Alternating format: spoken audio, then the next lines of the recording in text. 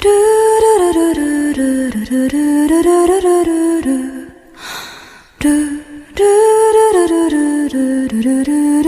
दोस्तों आज हम बात करने वाले फिर से स्वीट रिकॉग्निशन के बारे में। तो इससे पहले आप सबने देखा कि पेस्टी अपने मैजिक को यूज करके उन सभी गुंडों को अचानक से गिरा देता है। एंड इसके हम सभी देखते हैं आज के एपिसोड में क्या होता है। तो स्टार्टिंग में सभी देखते हैं कि पेस्टी का विलेज काफी ज्यादा डैमेज हो चुका होता है, क्योंकि गुंडों की फाइट की वजह से वहां पर बहुत ज्यादा खून खराब हो चुका था। एंड इसके हम सभी देखते हैं कि पेस्टी की मॉम के पास एक पर्सन आता है, जिसे देखकर पेस्टी की मॉम कहती है कि आखिरकार मेरे पति और पेस्टी कैसे हैं। जिस पर वो पर्सन बोलता है कि आपके पति बिल्कुल ठीक है, लेकिन यहाँ पर पेस्टी को थोड़ी बहुत चोट लग गई उसके हाथ में, जिसकी वजह से थोड़ा बहुत उसको ब्लड निकल चुका है। लेकिन आप टेंशन मत लीजिए, अब पेस्टी बिल्कुल ठीक है। खैर इसके हम सभी देखते हैं पेस्टी को, जो एक गोडाउन के अंदर होता है जहाँ पर उन लोगों ने अपना खाना सेव किया होता है, जिसे देखकर पेस्टी बोलता है कि चलो फाइनली हमने अपने खाने को सेव तो कर लिया।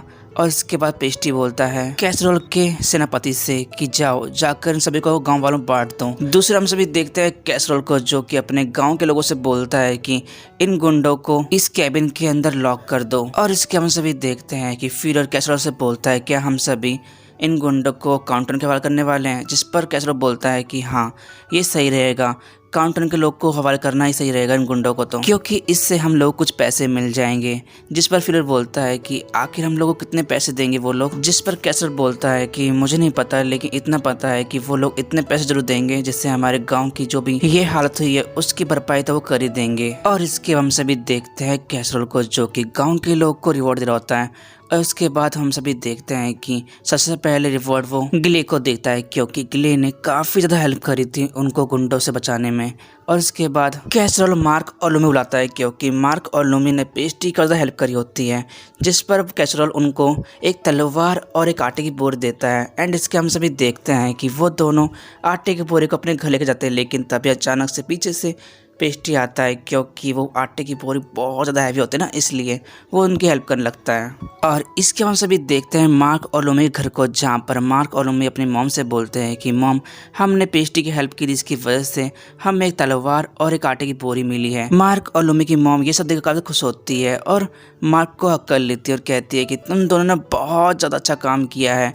और इसके साथ साथ हम सभी देखते हैं मार्क और लूमी के छोटे भाई बहन को, जो कि बहुत ज़्यादा खुश होते हैं सब कुछ देखकर। खैर एनीवेज इसके बाद सीन चेंज होता है, हम सभी देखते हैं लूमी के ग्रैंडपा को, जो कि लूमी को हक कर रहे होते हैं, क्योंकि उन्होंने बहुत अच्छा काम किया ना इसलिए।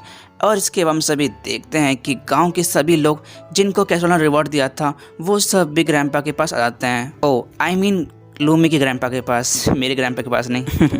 एनीवेज इसके हम सभी देखते हैं कि पेस्टी को देखकर सभी गांव के लोग काफ़ी खुश होते हैं। और इसके हम सभी देखते हैं कि वो सभी की सभी पार्टी करते हैं एक जगह बैठकर। एंड दूसरे हम सभी नोटिस करते हैं कि पेस्टी तो अपने ख्यालों में काफ़ी ज़्यादा खोया होता है, क्योंकि वो सोचता है कि वो अब कैसे अपनी स्वीट की दुनिया को बना सकता है और किस तरह की बना सकता है। ये सारी बातें पेस्टी अपने मन ही मन में सोच रहा होता है। एंड तभी अचानक से हम नोटिस करते हैं कि मार्क और लूमी वहाँ चुपचाप से निकल जाते हैं, क्योंकि वो चाहते थे उन गुंडों को देखना और इसलिए वो जाते हैं उन गुंडों से मिलने के लिए। लेकिन कैबिन के बाहर कुछ सैनिक होते हैं जो कि उन दोनों को रोक देते हैं और कहते हैं कि तुम दोनों भी छोटे हो, इसलिए तुम दोनों उनसे नहीं मिल सकते।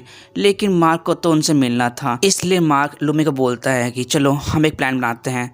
एंड इसके हम सभी देखते हैं कि वो दोनों पत्थर फेंकते हैं सैनिक के पास, जिसकी वजह से सैनिक का ध्यान भटक जाता है और वो दोनों उन पत्थर का पीछा करने लगते हैं ताकि वो जान सके कि आखिरकार ये पत्थर कहाँ से आ रहे हैं। एंड इसके हम सभी देखते हैं कि मार्क और लूमी उस केबिन के अंदर घुस जाते हैं उन गुंडों से मिलने के लिए, जहाँ पर वो देखते हैं गुंडों के सरदार को। और उनके लीडर को देखकर वो दोनों काफी शॉक्ड भी होते हैं। एंड दूसरा हम सभी नोटिस करते हैं कि उनका लीडर गुंडों का लीडर कहता है कि तुम्हारे पास ये तलवार कहाँ से आई।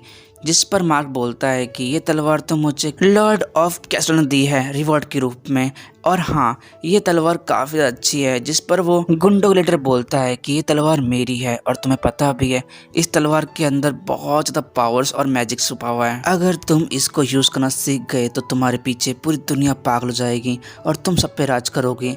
ये सारी बातें वो गुंडा बोलता है मार्क से, लेकिन मार्क उसकी बात पे बिलीव नहीं करता। जिस पर वो लीडर बोलता है कि देखो अगर तुम चाहो तो मैं तुम्हें सिखा सकता हूँ कि इसे कैसे यूज करना है। जिस पर मार्क उस बंदे की बात पे यकीन कर लेता है और उसको तलवार देने जाता है, लेकिन तभी पीछे से लूमी मार्क को समझाती है और कहती है कि ये उसकी कोई चाल हो सकती है, इसलिए प्लीज उसकी चाल मत फंसो। लेकिन मार्क उसकी बात नहीं मानता और मार्क उस गुंडे की ओर बढ़ने लगता है और इसके बाद हम सभी देखते हैं कि वो गुंडा मार्क की तलवार को छीन लेता है और मार्क को धक्का मारता है और उसके बाद वो अपनी तलवार से अपनी बीड़िया खोल लेता है, जिसकी वजह से वो रिहा हो चुका होता है। इसके बाद हम सभी देखते हैं कि लूमी उस गुंडे को रोकने की कोशिश करती है, लेकिन वो गुंडा लूमी को मार देता है और पीछे फेंक देता है, जिसकी वजह से लूमी जाकर गिर जाती है। और केबिन के अंदर ये सारी आवाज सुनकर वहां पर सैनिक आते हैं, जहां पर हम सभी देखते हैं कि वो गुंडा मार्क को कैद कर लेता और कहता है कि अगर तुमने मुझ पर अटैक किया या मुझे रोकने की कोशिश की तो मैं इस लड़के को मार डालूंगा। इसके हम सभी देखते हैं कि एक पर्सन जाता है वहां पर जहां पर पेस्टी होता है और जाकर सभी गांव वालों को बोलता है कि जिन गुंडों को हमने पकड़ा था उनमें से उनका लीडर आ चुका है और उसने लूमी को भी घायल कर दिया है और इसके साथ साथ उसने मार्क को भी बंदी बना लिया है। एनीवेज, इसके हम सभी देखते हैं उस गुंडे को जिसने मार्क के गले के ऊपर तलवार रखी होती है और सबसे कहता है कि अगर तुम लोगों ने मुझे टच करने की कोशिश की या मुझे रोकने की कोशिश की तो मैं इस लड़की की गर्दन उड़ा दूंगा। इसके हम सभी देखते हैं कि पीछे से कुछ गुंडे बोलते हैं कि लीडर प्लीज हम लोग को रिहा करिए, हम लोग को बचा लीजिए इन सभी से। जिस पर उनका लीडर बोलता है कि नहीं, तुम लोग यहीं चढ़ो, वैसे भी तुम मेरे किसी काम के नहीं रहे। अब ये सारी बातें बोलने के बाद उनका लीडर घोड़े पर चढ़कर वहां से भग जाता है। एंड इसके हम सभी देखते हैं पेस्ट्री को, जो कि उस केबिन में जाकर लूमी को देखता है, जहाँ पर लूमी काफी ज्यादा घायल हो चुकी होती है। और लूमी को देखकर पेस्ट्री लूमी के फादर से बोलते हैं कि आप इसका ख्याल रखना। और ये बात बोलने के बाद पेस्ट्री बाहर निकल आता है और इसके बाद वो सैनिक से पूछता है कि आखिरकार उनका लीडर कहाँ गया है, मुझे जल्दी बताओ। जिस पर वो सैनिक से बोलते हैं कि वो ईस्ट की ओर गया है। और इसके बाद हम सभी देखते हैं कि पेस्ट्री भी उस गुंडे का पीछा करने लगता है और पीछा करते हुए पेस्ट्री सोचता है कि मैं अपने पावर का यूज कर सकता हूँ और जैसे वो मुझे मिलेगा तो मैं उसे नहीं छोड़ूंगा।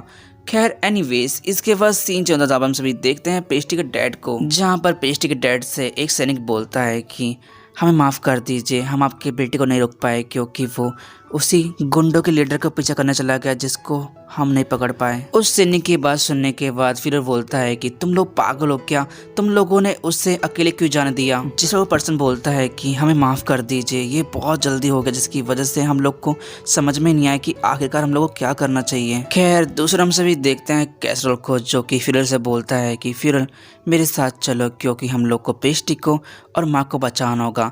जिस पर फिरल बोलता है कि तुम यहीं रुको क्योंकि मैं अकेला उन दोनों को बचा के ले आऊंगा, क्योंकि अगर तुम मेरे साथ गए तो हो सकता है गांव वालों को जैसे ही पता चलेगा कि उनका लीडर रिहा हो चुका है शायद से गांव वाले डर जाएंगे, इसलिए तुम्हारे यहाँ पर रहना जरूरी है। और तुम टेंशन मत लो, मैं अकेले जाकर मार्क और पेस्ट्री को बचा लूंगा।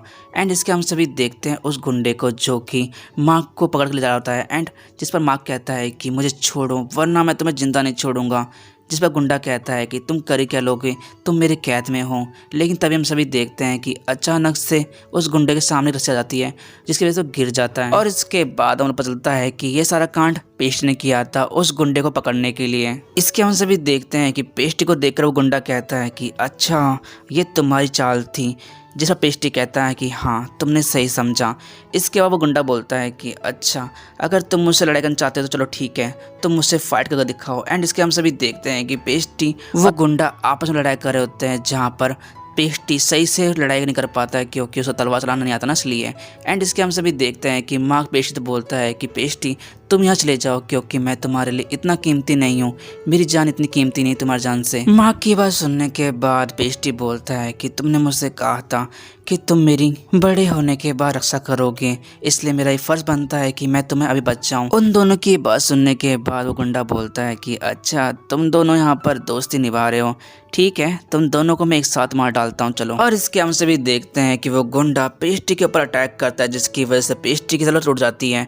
और इसके बाद सीन चलता जहाँ पर हम सभी देखते हैं फिलर को, जो कि अपने मैजिक को यूज करके पेस्ट्री को ढूंढ रहा था, लेकिन बट उसे पेस्ट्री कहीं नहीं मिलता। लेकिन थोड़ी देर ढूंढने के बाद फिलर को पेस्ट्री की वही टूटी तलवार मिलती है जो गुंडे ने तोड़ी थी, जिसे देखकर फिलर बोलता है कि हाँ क्या पेस्ट्री अब इस दुनिया में नहीं रहा। ये सारी बातें सोचकर फिरन वहाँ पर दुखी होता है। और इसके बाद फिरन पेस्टी घर जाता है और घर जाते सोचता है कि मैं क्या कहूँगा लॉर्ड से कि उसका बेटा अब इस दुनिया में नहीं रहा। ये सारी बातें सोचते हुए फिर पेस्टी के घर के दरवाजे को ओपन करता है और वो सामने देखता है कि पेस्टी अपनी मॉम गोद में बैठा होता है और पेस्टी को वहाँ देखकर फिर काफी शॉक्ड होता है और कहता है कि क्या पेस्टी तुम यहाँ पर हो। ये सारी बातें बोलते हुए फिर पेस्टी को गुस्सा होता है और कहता है कि आखिरकार तुम यहाँ पर कैसे आए।